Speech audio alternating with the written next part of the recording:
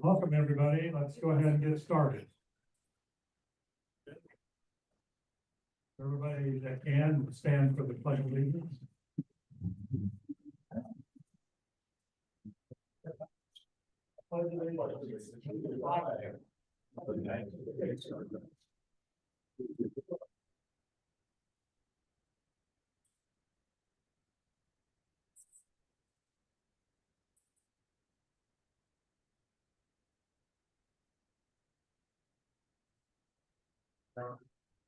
Okay, for the officers, introduction of officers. We've got Gordon over here, the treasurer, Bruce, the secretary, Steve, the membership and technology. And then for the at-large, I've got Bob Whalen. Oh, great. I'm sorry. Dan's not here. Dan's in San Diego. Dick two here. That's, Phone. that's good. Oh. Dick two back in the corner. And Carol. I think I got everybody. Okay, next is the fallen veterans.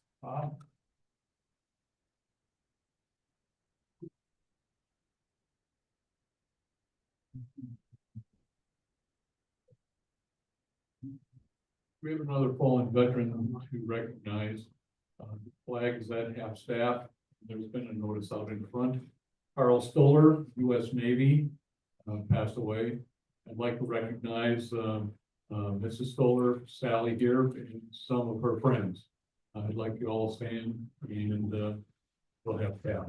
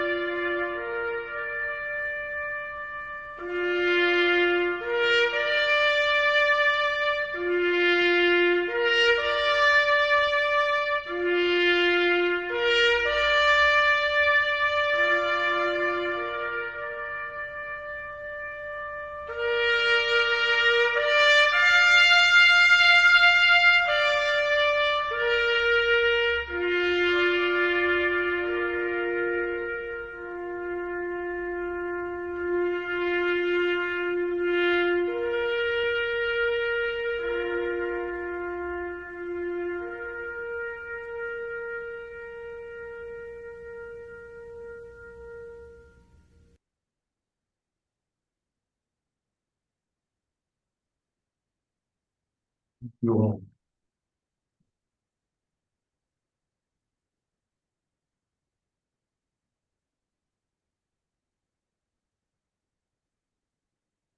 And now we'll get on to our speaker.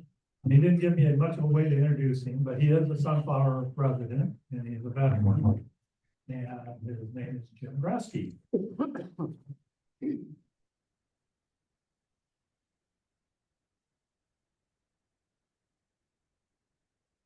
Thank you.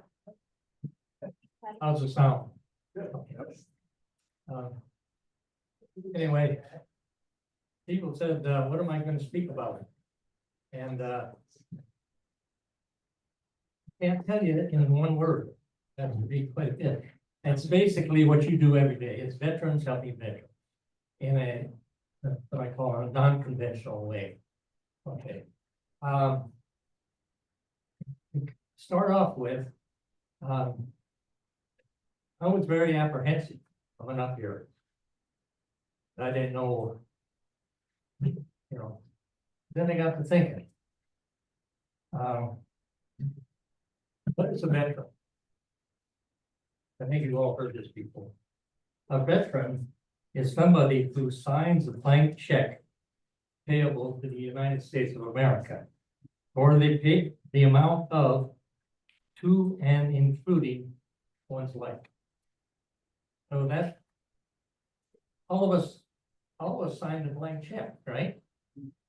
So that makes us brothers and sisters.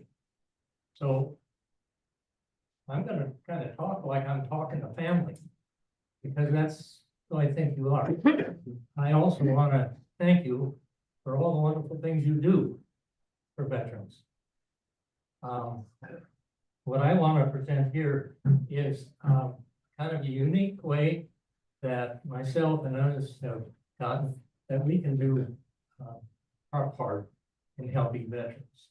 One of the concerns is the suicide rate, veterans, and especially the suicide rate amongst what we call our special ops people.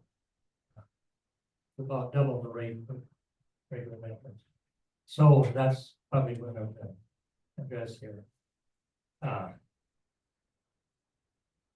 like to quote something from Ernest Hemingway. And that's kind of, I think, applies to most of you people. The best people see beauty in many things. They have the courage to take risks. They have the integrity to tell the truth. And they have the capacity to care for others. Ironically, these virtues make them vulnerable. They are easily wounded and sometimes destroyed. Ernest Hemingway wrote that right before he committed suicide. Anyway, okay, before I go into what we're going to be talking about, I'll give you a little bit of background so you know where I came from. 1973, I entered the United States Army. At that time, there was no such thing as Vietnam. It was French Indochina, and it was not on the radar screen. But what was on the radar screen was what was happening in Central and South America. Che Guevara, Castro, Raul, they were trying to spread communism all through that region. And we were only 9 miles away from Cuba. So basically, there was a push by Kennedy to get a thing called special forces. Now they had on Green Beret. Well, I was fortunate enough to be in that era. And because nowadays I don't think I'd make it, but I did make it in those days. And I went and served in the canal zone with the 8th Special Forces. Our job was to try to blunt the spread of communism throughout Central and South America. And this would be as advisors and this sort of thing. And we did, I thought, a pretty good job. We finally got Che Guevara in 1968. And anyway, that what that set for me was in Special Forces, we were taught to improvise, adapt, and overcome, and be unconventional. Unconventional means doing activities that are not normal. Really, that's what I was taught. You go outside the box thing. Anyway, that set the stage for the rest of my life. So I'm very grateful to the my military service. After I got out of the service, I came to Tucson. And I was ready to re-up again because I didn't know where I was going. Anyway, somebody contacted me from Intermountain Aviation, right up this road here, a little ways, Vail Airport. And they said, you have certain backgrounds that we think we may be to use. And they said, instead of re-upping, why don't you take a job here? At that time, Intermountain Aviation was basically the central CIA base for special operations, especially air operations, aerial cargo delivery systems, that sort of thing. So we did experimentation on parachuting certain people and goods into certain areas. Also, we've trained people. Most of our work was in Laos. We trained Hmong tribesmen to be recovery teams. Like, for instance, we lost a lot of aircraft, plane charge in Laos, scouting out the Ho Chi Minh Trail. Well, these aircraft would have sensitive radio equipment that we did not want anybody else to have. So we sent a team of people to jump in, and, recover the equipment and then sky hook it out. So that was, that's very interesting stuff. And so, when you drive by now Airpark, look at the aircraft. It was quite an operation at that time. I did not want to stay in that type of work, because I had married and had a child on the way, so I thought I'd do something a little better. So I went with the Forest Service, and they said, well, you have a certain ability to, would you, I became a smoke jumper. In other words, a smoke jumper basically is you fly over a forest fire and you parachute into it, and that saves you time and effort of bringing ground troops in, and you put out the fire and everything else. And anyway, one kind of neat story. He used to say, a smoke jumper, a couple of us that would jump in and put the fire out. Well, if that thing became, if we weren't there, that thing would become a project fire, and it would, on the average, cost about $1 million to fight. So, right now, the United States government owes me $93 million. I don't think I'm going to see it though. Anyway, that was it. And then there was no future in smoke jumping. You're out at that time. You're out when you're 40 years old.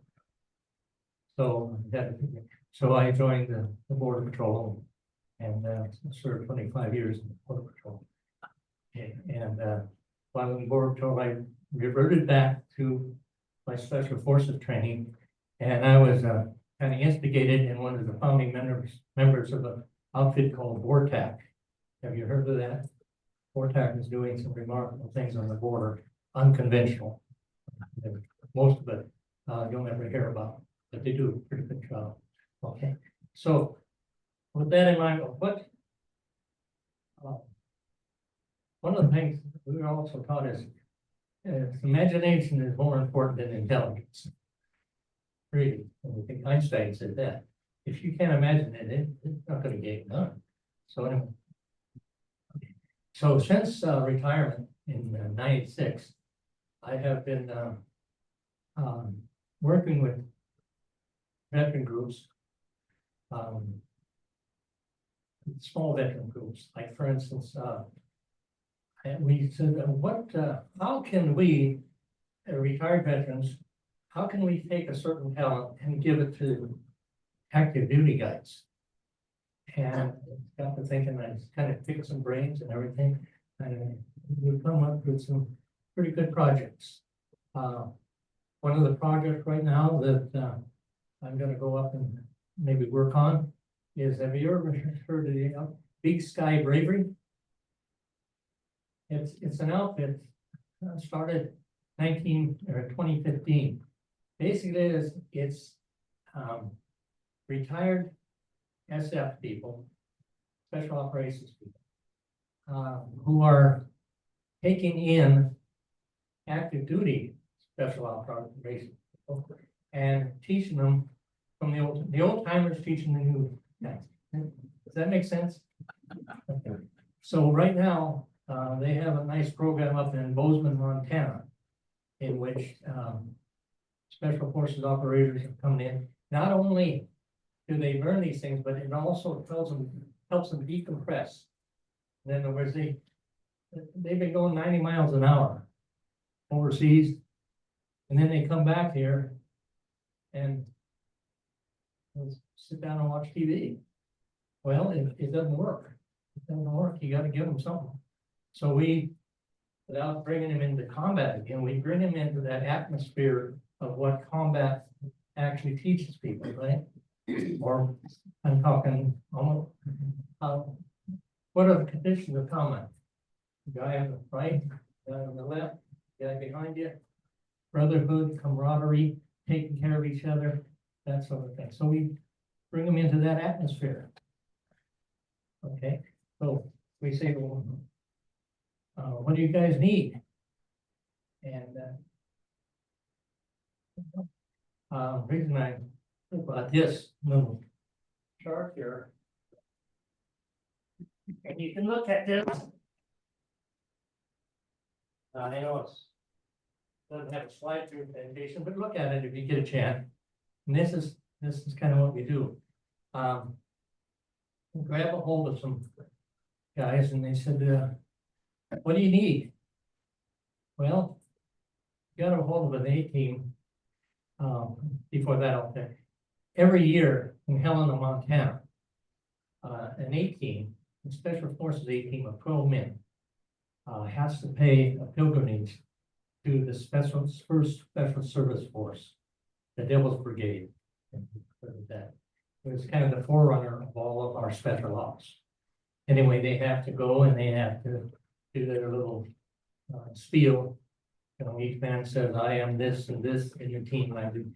And then we found out, okay, since you're here, where are you going? They said, well, most of us are probably going to Afghanistan. And this was in 2005. We say, what are you going to be involved in? They said certain things. And we said, okay, here's what we'll do. Got some retired veterans. We said, maybe we can help these guys out. So we went to them and we said, since you're here in Helena, would you like to go over to Shoto, Montana, a small little town of 1,700?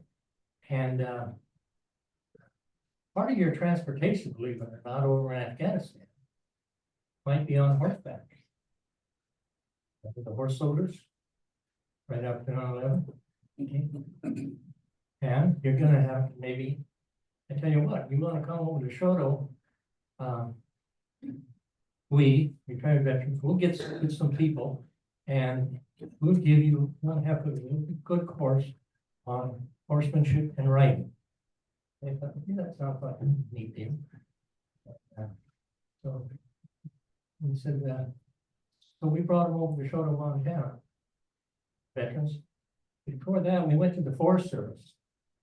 Shoto, and we said that we've got a bunch of guys that may be using horses overseas on special assignments. And what can you help us out with? The veterans in the Forest Service said, oh, we'll do it. We didn't go through any red tape. We didn't do anything. We did it covertly. The SF guys came in, and the next thing you know, they're being taught by some of the best horsemen you'll ever find. Forest Service packers and horsemen that ride horses through rough country, just like you would in Afghanistan. We said that. Okay. So we taught them in the morning. We taught them horsemanship and riding. And you say, what can you teach a person in 4 hours? One heck of a lot when they got their head on straight. And that's what these people did.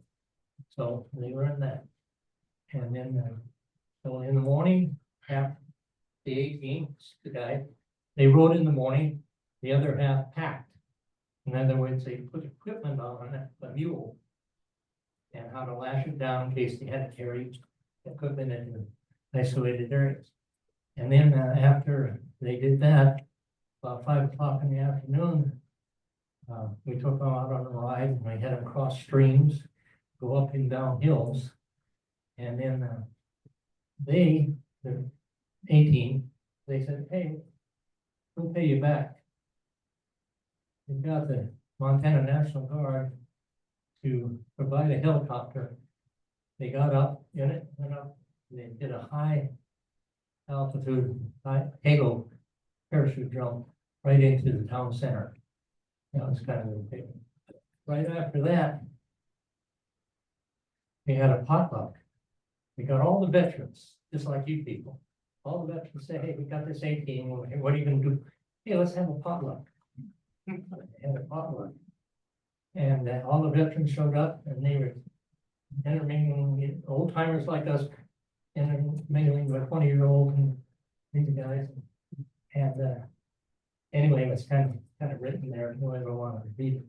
But I do remember after the potluck, one of the women that organized the cooking, he presented each trooper with a little cart to put on their dog tags. And then as they came up, she gave them a big hug. And it was like a mother hugging her child, her son, and a son hugging his mother. And then after that, somebody said, hey, let's bring the kids in. Brought in all the kids. And there's a little picture down there, and then the little caption is, the children of Shoto, protected by the silver wings of the green berets. Well, so what's happening right now? The end of this month, we've got 12 Marsoc Marines coming in to a ranch near St. David.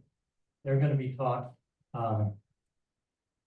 tracking, man tracking, which we're trying to get, and we're trying to get the military to do it, and we're in piece by piece, we'll get them.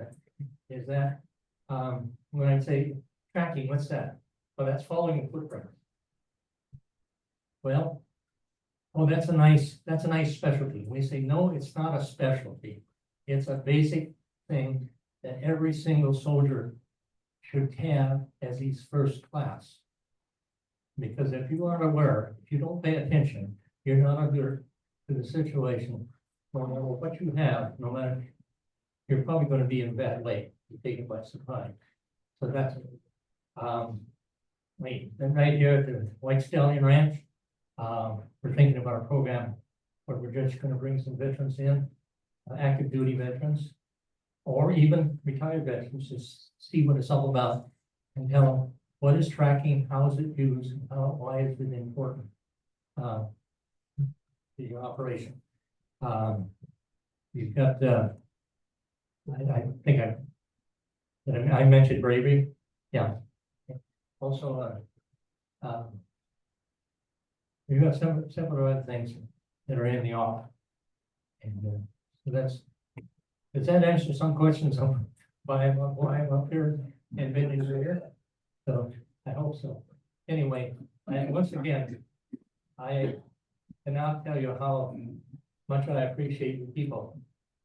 Like I say, you're my brothers and sisters, and your family. And thank you very much for letting me into your thing.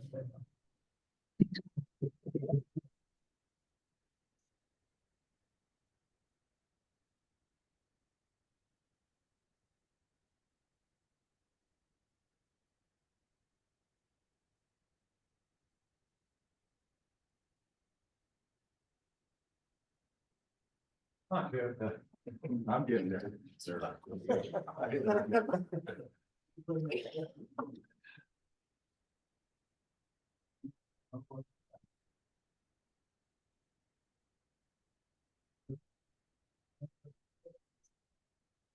Does anybody have questions for Jim?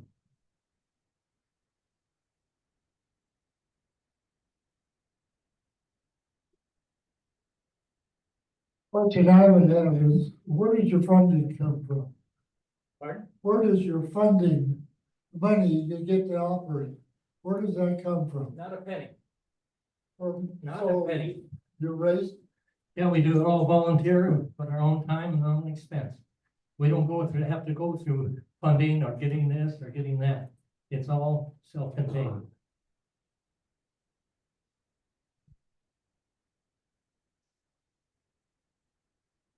Hi, I'm John.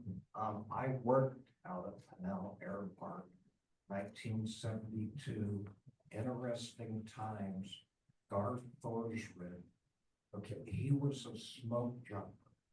The Morena newspaper, I think about 6 or 7 years ago, ran a big article about it. The CIA decided they wanted to train their people smoke jumping to get into different countries. I worked the guard shack, and that was interesting. I had a list of names, photos and everything. Oops. Photos and everything, and there would be times when a guy would pull up in a suit, and he had to show me his ID, and then he would pull out an ID I go, wait a minute, the name doesn't match, et cetera. He would reach into his wallet, pull out another one until he found one that worked. So interesting times out there. I was there in 1972 and 73. I had gotten back from Biloxi and this guy came up to me, said, do you have a job? At the time, I was at the Air Guard, and I said, no, I just got back from Biloxi. And he said, well, we've got a job for you working the guard shack. And I said, why me? He said, well, there was this one piece of equipment that you worked on, the IFF units. And he said, you have a little bit better than a secret clearance. And so that's how I got started out there. And I was living in town and they said, we're going to sweeten the deal a little bit. This was when Carter was in office. They said, we'll let you fill up your car with gas for free. Hallelujah. Thank you. That's all. Yeah, thank you for bringing that up. I admit it, Intermountain Aviation was something. I mean, that Garth Ruser, I knew him very well. Garth Ruser and Glenn Peterson, Glenn Smith, Paper Legs Peterson, I didn't know him, and Shep Johnson. There were 4 guys. These 4 guys did some adventures. They got the Tele Lama out of Tibet. They parachuted into Tibet and actually walked the Dalai Lama out to Nepal. So, and then you ask them, where did you work? And they get Shep Johnson, have a few drinks, and he starts spilling. And I said, where did you work? And he said, every place I was there. And there's different, over here at Marana, they developed the Skyhook. Pick up. They also, if you saw the latest thing where we recovered the astronauts, where do you think those parachutes came from? Up here. Because that was the best place you could get them. The research and development, they developed where you could drop from 10,000 feet and the parachute would open in 100 feet and hit just exactly where you wanted it. That's quite unusual. The other things that were developed, plus the training there. At that one time when you were there, they had pistol and rifle ranges. Yeah. You probably nobody knew about, and people would house there. And it was a stopover place for almost all CIA agents. You went to Marana, and out of Marana, you went to desert survival superstitions, mountain survival, Pickle Meadows, California, and then swamp and jungle training in the Everglades, in the swamps and glades of Florida. So there was a whole round robin here. So a lot of stuff happened there. You were fortunate enough to probably be involved in quite a lot of history. Okay, thank you.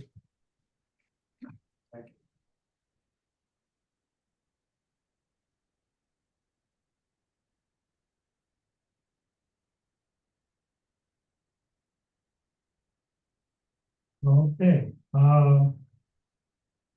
Gordon, the treasurer's report.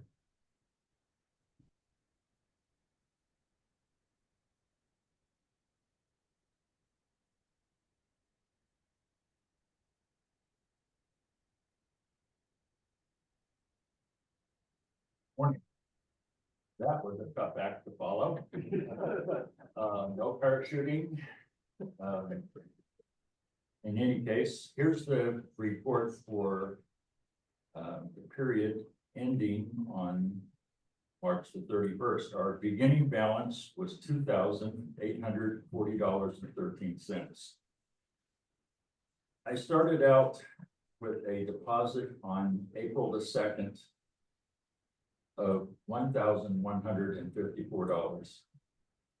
And that consisted of another $1,000 from the Walter team. The only realtor donating money to the Veterans Club that I can recall in the last 6 months, maybe. So thank you.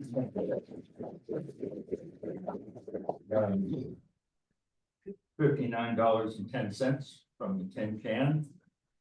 We had 3 memberships. Three $25 memberships. Charles Ingalls, $25 towards Patriots Pantry. Thank you, Chuck. We had on the 10th, a $460.15 PayPal deposit, which was from the barbecue ticket sales. On the 18th, we had a $1,379 deposit I made, which was $600 from the Schaefer team. She funded the Veterans Barbecue with a $600 check. And needless to say, we thank Carol for that.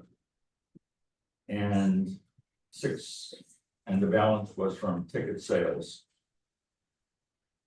I made on the 18th, I made a $60 donation, which was $20 from Carol Bartleson and $40 from Kay Kaufman. Those were bingo winnings that they gave partial winnings from bingo to us. And $184, which was barbecue sales tickets. On the 21st, I deposited a 50/50 can and $20 from Sharon, who after the barbecue had 4 hamburgers left over, and she said they were probably worth $20 ticket sales. So she took them home and gave me $20. So thank you, Carol. Sharon. On the 25th, I made a $95 donation, which was from Kurt Lincoln, which was the other half of the 50/50 from the barbecue. He donated back that he had won. So Kurt Lincoln, thank you. And on the 29th, I had a $175 deposit I made from Mike Sandal for a lifetime membership. Expenses on the 2nd, next $68.37 donuts. On the 10th, $77, Dick 2 for his expenses towards the barbecue. And $785.62 on the 25th to Sharon for her expenses on the meat and all of the other things for the barbecue. I don't have how the barbecue came out. ND balance on the 30th was $6,460.39. Questions? Thank you.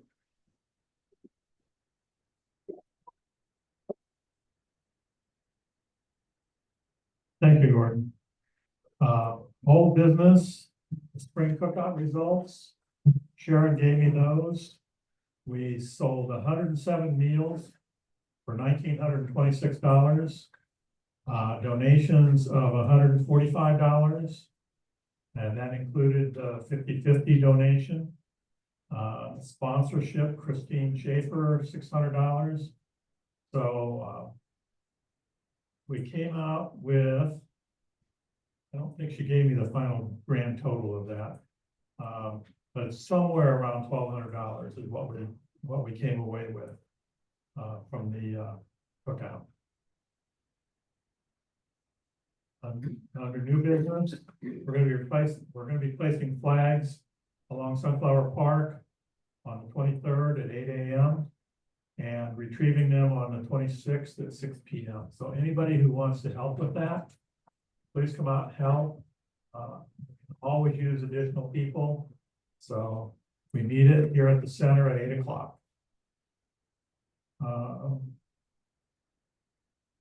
Next up is any newer returning members. Can be.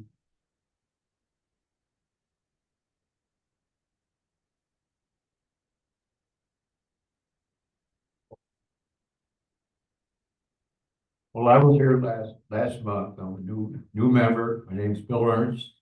And, I'd like to get involved in this.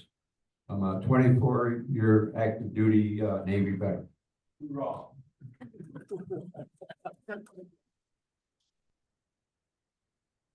And if you want to get more involved, you're welcome to attend our board meeting and we can see about making you a director or something like that to help out with others. We're always looking for volunteers. Anybody else? Okay, for the good of the cause. Bruce over there. Any of our members that want to share this story, or feel they have a story they'd like to share with the general membership at a membership meeting, see me, I got your phone number, and we'll book in and take the mic for that meeting. Thank you. Anything else for the good of the cause? Well, David, you wanted to say something. Why don't you come on up and tell us a little bit about your story?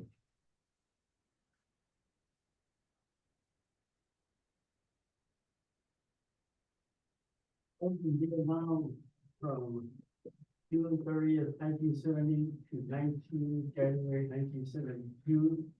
I was a flight engineer on a Huey helicopter.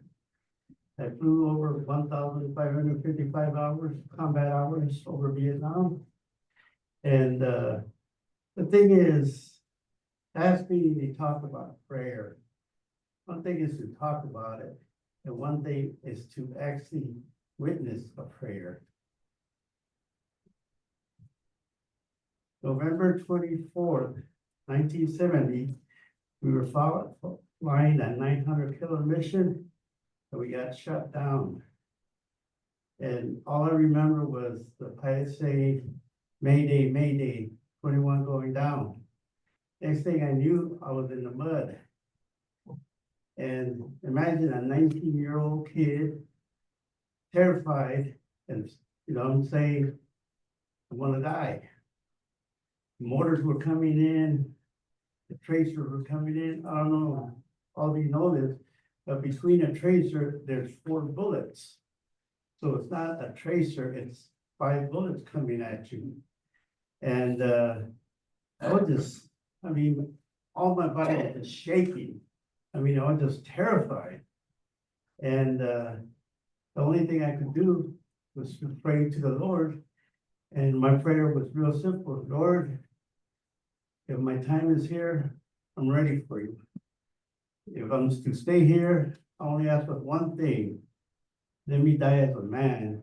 Because I mean, I was terrified. I don't want for anybody to say to my parents that I died as a coward. To me, it was important to die as a man. So I said the prayer, and all of a sudden, all the fear went away. I mean, the Lord answered my prayer, and we got out of there. And, you know, in combat, there must be a lot of prayers. The other thing is the prayer from a mother to her son.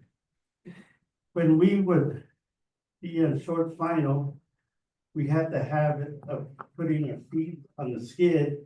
That way you could shoot underneath the aircraft if you needed to. And went to pick up my feet, and it seemed like my feet weighed 10,000 pounds.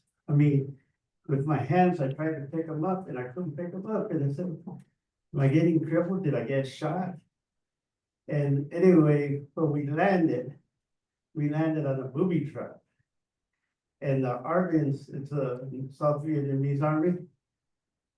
The soldiers, you know, they sit on the edge, so their legs stick out. And you should see the mess in their legs. I mean, their legs were just riddled with shrapnel. They God knows what else. And I was wondering, wow.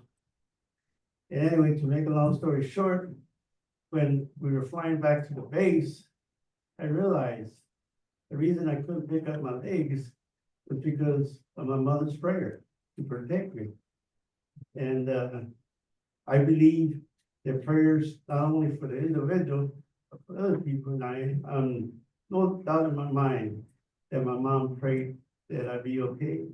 And here I am standing in front of you. Thank you very much. Any questions?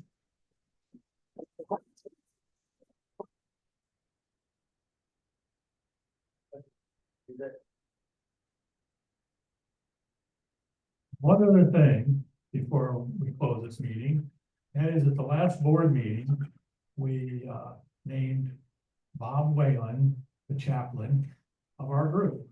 So that he is now, besides being a board member and being in charge of fallen veterans, he's also a chaplain for us. So if you have anything, any need for that service, he's willing to do it for us. I'll be hearing confessions. Passing